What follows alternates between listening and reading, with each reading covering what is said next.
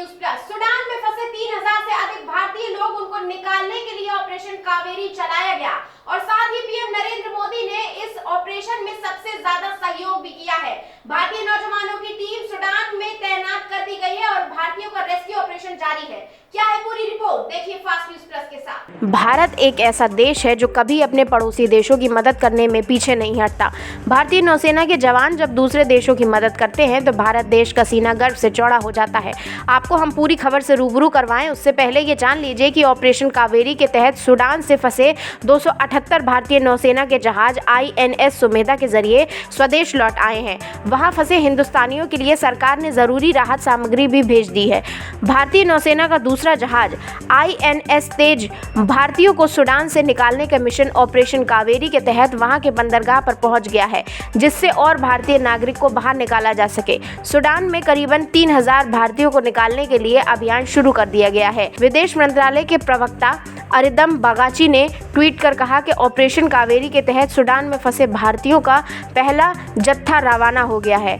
INS Sumedha पर सवार होकर 278 लोग सूडान के बंदरगाह से जेद्दा के लिए रवाना हुए। विदेश राज्य मंत्री V मुरलीधरन रेस्क्यू ऑपरेशन पर नजर रखने के लिए जेद्दा पहुंच गए। एक अन्य ट्वीट में विदेश मंत्री के प्रवक्ता बागाची ने कहा कि सूडान से निकासी अभियान में भारतीय नौसेना का एक और जहाज INS तेज शामिल हो गया है। अरविंद बागाची ने कहा कि INS तेज सूडान के बंदरगाह पर पहुंच गया है। इसमें और अधिकारी तथा वहां फंसे भारतीयों के लिए राहत सामग्री है।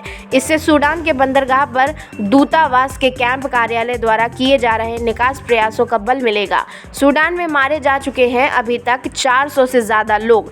भारत ने हिंसाग्रस्त सूडान से अपने नागरिकों को निकालने के लिए सोमवार को ऑपरेशन कावेरी शुरू किया।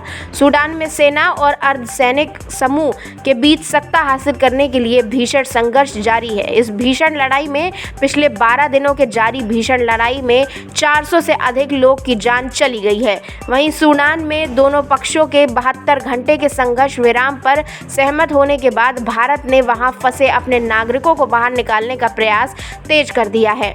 विदेश राज्य मंत्री मुरलीधरन ने रेस्क्यू ऑपरेशन के बारे में कहा कि सूडान के बंदरगाह और जेद्दा में जरूरी आधारभूत ढांचा तैयार किया गया है।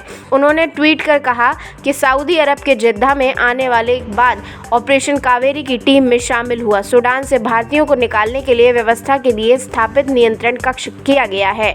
भारतीय नौसेना के एक जहाज INS सुमेधा को क्षेत्र में एक महत्वपूर्ण बंदरगाह पर रखा गया था।